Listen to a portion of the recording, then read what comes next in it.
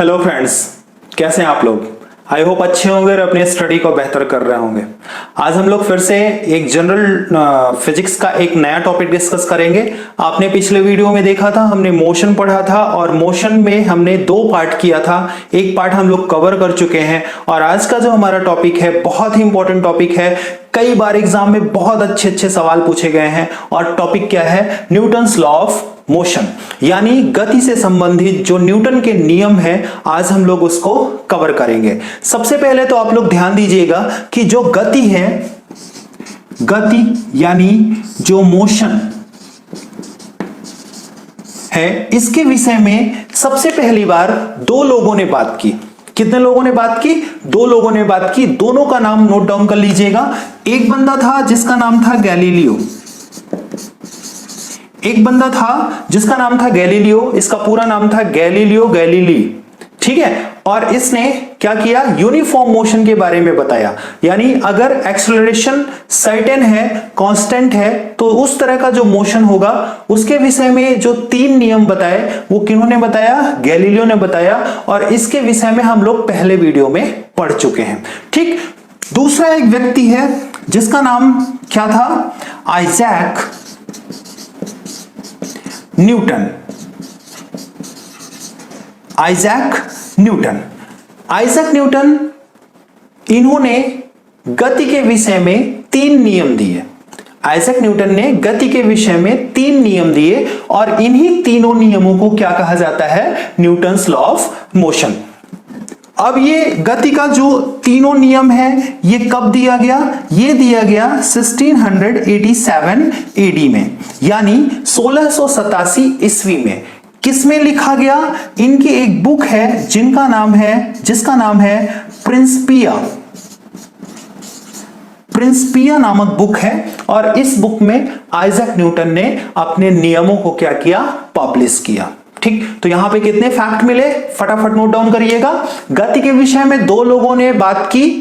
एक ने acceleration, uniform accelerated motion के विषय में, एक समान त्वरणीय गति के विषय में बात की, और इन्होंने मोशन के विषय में बात की, गति के विषय में बात की। और गति के विषय में इन्होंने तीन नियम दिए।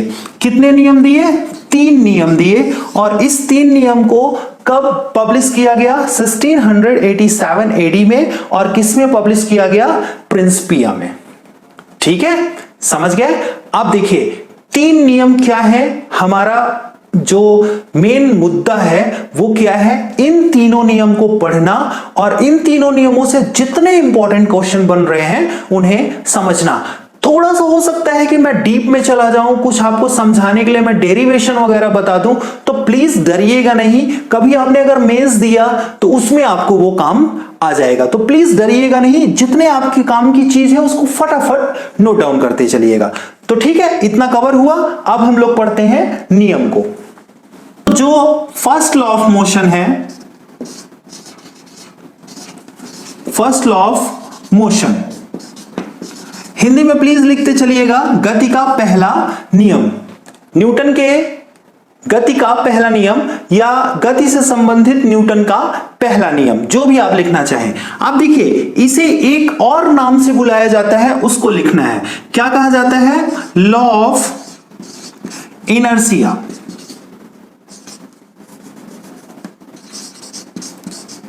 लॉ ऑफ इनर्शिया, इनर्शिया को कहा जाता है हिंदी में जड़त्व, ठीक। तो ये हिंदी में क्या कहलाएगा? जड़त्व का नियम, जड़त्व का नियम। अब चलिए इसको समझते हैं, इसको समझते हैं कि ये कहता क्या है। देखिए ये नियम कहता है कि हर एक वस्तु अपनी वर्तमान स्थिति को बनाए रखना चाहती है, यानी हर एक वस्तु अपनी स्थिति में परिवर्तन का प्रतिरोध करती है, ठीक। तो ये सीधा सीधा क्या कहता है? क्या? Resistance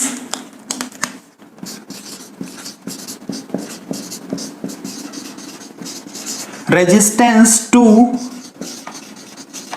change, resistance to change. यानी ये नियम क्या कहता है कि हर एक पिंड अपनी स्थिति में परिवर्तन का विरोध करते हैं, प्रतिरोध करते हैं। यही क्या कहलाएगा? जड़त्व का नियम, ठीक है। जड़त्व का मतलब क्या है? जड़त्व का मतलब यह है कि जब भी कोई वस्तु स्थिर है तो अपने आप को स्थिर बनाए रखेगी जब तक उसमें कोई बाह्य बल ना लगाया जाए। तो ओवरऑल हम इसकी डेफिनेशन समझ लेते हैं। इसकी डेफिनेशन क्या है कि कोई भी वस्तु अगर गतिमान है तो वो गतिमान रहेगी, अगर कोई वस्तु विराम स्थिति में है तो वो विराम स्थिति में रहेगी जब तक उसमें बाह्य बल ना लगाया जाए। यानी अगर आप खड़े हैं तो आप खड़े रहना चाहेंगे, आप गिरेंगे नहीं। अगर किसी ने पीछे से धक्का दिया तब आप गिरेंगे, ठीक है। तो ये कौन बताता है? फर्स्ट लॉ ऑफ मोशन बताता है, गति का पहला नियम बताता है।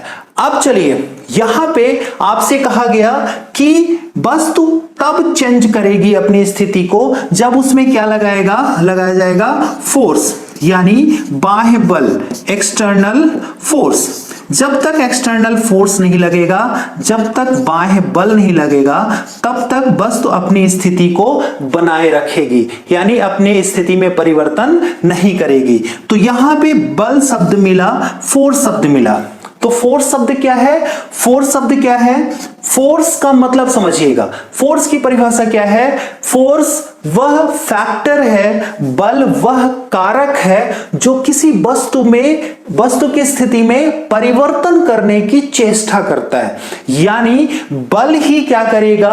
किसी वस्तु की स्थिति में परिवर्तन करेगा। अगर बल नहीं लगेगा तो किसी भी वस्तु की स्थिति में परिवर्तन नहीं होगा। ध्यान दीजिएगा, अगर बल ना लगे तो आप किसी गेंद को फेंक देंगे ना तो आगे बढ़ती जाएगी, वो कभी नहीं रुकेगी, ठीक है। किसी कार को एक बार धकेल दीजिए या किसी भी कार को अगर एक बार चला दिए तो हमेशा चलती रहेगी, कभी रुकेगी नहीं, ठीक है। तो बल ही वो कारक है जो किसी वस्तु की स्थिति में परिवर्तन करता है, ठीक है।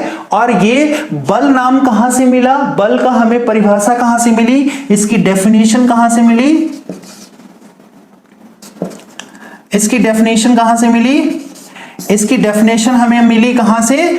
गति के पहले नियम से। तो जब भी कभी आपसे पूछा जाए कि बल की परिभाषा कहां से मिलती है, तो बल की परिभाषा गति के पहले नियम से मिलती है। गति के पहले नियम का दूसरा नाम क्या है? तो लॉ ऑफ इनर्शिया है, जड़त्व का नियम है, ठीक है। और यहीं पे हमें क्या मिलती है? बल जैसा शब्द मिलता है, यानी बल की परिभाषा प्राप्त होती है। और ये क्या कहता है कि हर एक वस्तु रेजिस्टेंस टू चेंज, यानी हर एक ऑब्जेक्ट क्या करेगा? अपनी स्थिति में परिवर्तन का विरोध करेगा और उसमें तब तक परिवर्तन नहीं होगा जब तक कोई एक्सटर्नल फोर्स नहीं लगाया जाता। आई होप ये आपको बहुत अच्छे से समझ में आ गया होगा। प्लीज इसे नोट डाउन करते रहिएगा ताकि आगे भी आप पढ़ सकें। तो चलिए देखते हैं दूसरे नियम के विषय में। है सेकेंड लॉ ऑफ मोशन, ठीक है। ध्यान रखिएगा, यहां पे हर एक चीज को नोट डाउन करते चलिएगा, हर एक चीज को आपको लिखना है, ठीक। यहां पे समझिएगा, देखिए मान लीजिए एक कार है, चलिए अच्छी कार तो नहीं बन पाई, जैसे भी बनी है ये कार है। कार में हम पीछे से बल लगाएंगे, क्या लगा दिया? फोर्स लगा दिया, धक्का दे दिया, तो कार किधर बढ़ेगी? ऐसे आगे की तरफ बढ़ेगी, पीछे तो आएगी नहीं, कार पीछे तो आएगी नहीं, क्या बढ़ेगी? आगे की तरफ बढ़ेगी। अब बल लगाने पे क्या कार का भार बढ़ जाएगा?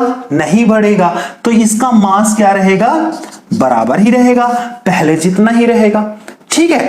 तो दूसरा नियम क्या कहता है ये समझिए। जब हम फोर्स लगाएंगे तो कार आगे बढ़ेगी, यानी इसके संवेग में परिवर्तन होगा। संवेग में क्या होगा? परिवर्तन होगा। संवेग को इंग्लिश में मोमेंटम कहते हैं। तो मोमेंटम में क्या होगा? चेंज होगा, परिवर्तन होगा, ठीक है। अब देखिए संवेग क्या होता है? संवेग होता है P इक्वल टू mv। क्या होता है? P equal to mv। m मतलब द्रव्यमान, v मतलब वेलोसिटी। तो अब देखिए दूसरा नियम क्या कहता है? दूसरा नियम कहता है कि किसी वस्तु में बल लगाने पर जो उसके संवेग में परिवर्तन होगा, किसी वस्तु में बल लगाने पर जो उसके संवेग में परिवर्तन होगा वो बल के समानुपाती होगा एवं बल की दिशा में होगा। यानी संवेग में परिवर्तन उतना ही होगा जितना आपने बल लगाया, ठीक है। और किधर होगा? संवेग बल की दिशा में होगा। जिधर आपने बल लगाया उसी दिशा में क्या होगा? संवेग में परिवर्तन होगा, ठीक है। अब चलिए थोड़ा सा मैं डीप में जा रहा हूं, थोड़ा सा डीप में जा रहा हूं, प्लीज परेशान मत होइएगा, एकदम क्लियर कट में आपको समझ में आ जाएगा, ठीक है। देखिए मान लीजिए यहां पे कोई कार आगे बढ़ रही है और उसका जो प्रारंभिक वेग है, इनिशियल वेलोसिटी है, वो u है, ठीक है। और जो अंतिम वेग है वो क्या है? v है। जो प्रारंभिक वेग है वो u है और जो अंतिम वेग है वो v है। अब मास दोनों का तो बराबर ही रहेगा, द्रव्यमान दोनों का बराबर द्रव्यमान में कोई चेंज तो होगा नहीं, द्रव्यमान वही रहेगा जो पहले था, ठीक है। कंजर्वेशन ऑफ मास आपने पढ़ा होगा, द्रव्यमान संरक्षण का नियम। तो अब देखिए यहां पे अगर हम p बोले कि यहां पे p क्या होगा, तो यहां पे p हो जाएगा mu, क्योंकि क्या होता है? P क्या होता है? संवेग। अभी आपने पढ़ा क्या होता है? द्रव्यमान गुणे वेग। तो यहां पे क्या हो जाएगा? mu हो जाएगा, ये 1 हो गया। अब यहां पे v है तो यहां पे P बराबर क्या हो जाएगा? mv हो जाएगा। समझ में आ रहा है? ठीक। अब चलिए जब हमने फोर्स लगाया, अब यहां पे एक समझ लीजिए चेंज क्या होगा? P चेंज, तो P चेंज क्या हो जाएगा? P1 और P2। अब P1 P2 क्या होगा?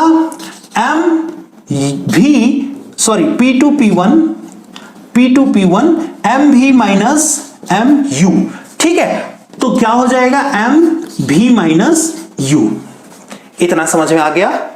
इतना समझ में आ गया होगा। तो अब देखिए आगे देखिए, अब देखिए जब हम फोर्स लगाते हैं तो क्या होगा?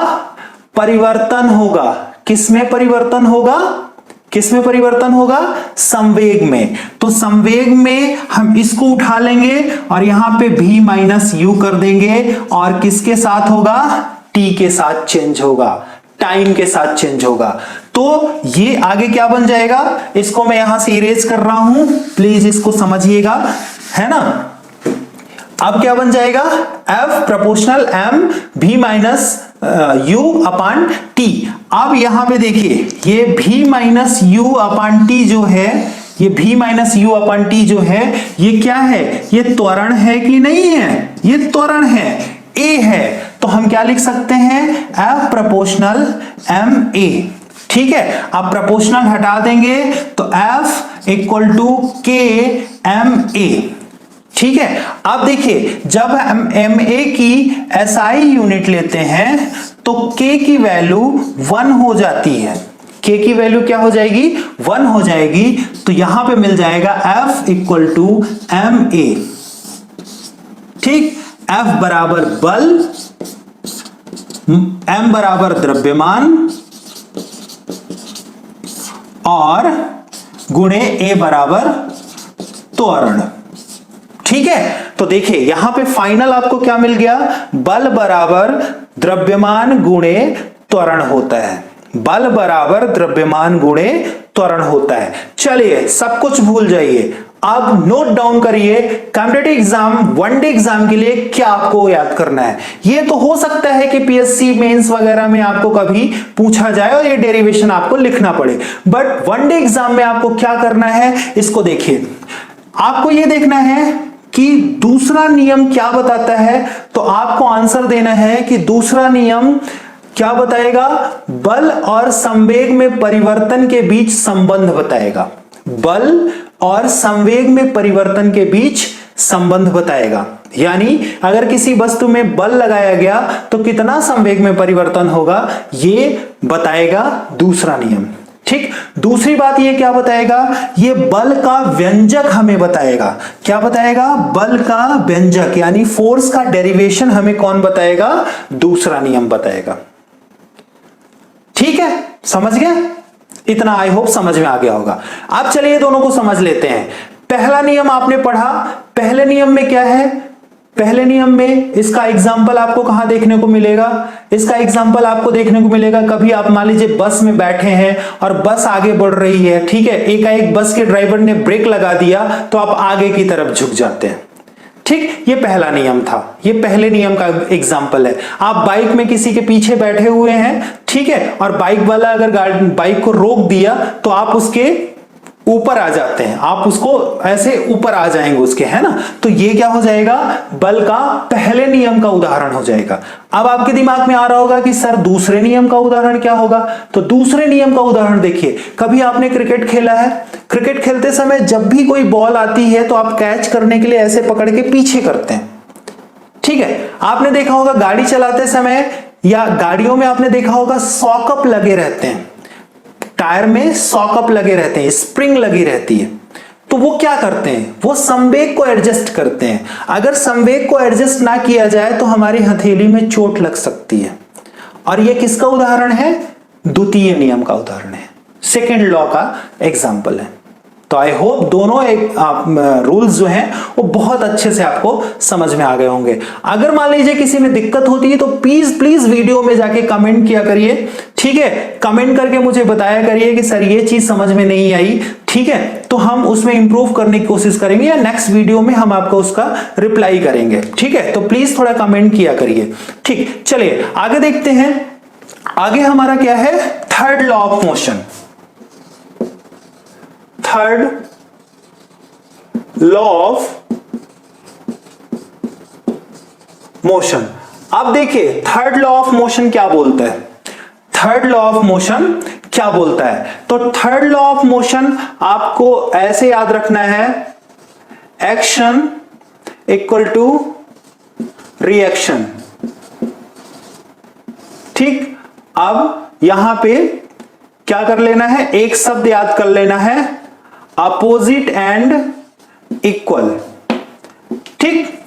अब समझिए मैंने क्या लिखा, आपको यहां पे ये याद करना है कि जब भी कोई क्रिया होती है तो उसके बराबर एवं विपरीत प्रतिक्रिया होती है, जब भी कोई क्रिया होगी उसके बराबर और विपरीत प्रतिक्रिया होगी, ये कौन बताता है, थर्ड लॉ बताता है, यानी every action has equal and opposite reaction, ठीक। आप समझिए कैसे, कभी आपने बंदूक से गोली चलते हुए आपने देखा होगा, गोली आगे बढ़ती है, जिस फोर्स से गोली आगे बढ़ती है वही फोर्स पीछे की तरफ लगता है और आदमी थोड़ा सा धक्का होके पीछे आ जाता है, ठीक है। आपने देखा होगा कि जब बचपन में आपको मार पड़ी होगी तो मम्मी ने अगर कहीं खींच के आपके सर पे झापड़ मारा होगा तो आपके सर पे तो चोट लगती ही है, मम्मी का हाथ भी लाल हो जाता था, ठीक है, यानी एक्शन हुआ और हथेली में रिएक्शन मिला, ठीक है। तो ये कौन बताता है, थर्ड लॉ बताता है, ठीक है। तो आई होप तीनों नियम आपको बहुत अच्छे समझ में आ गए होंगे।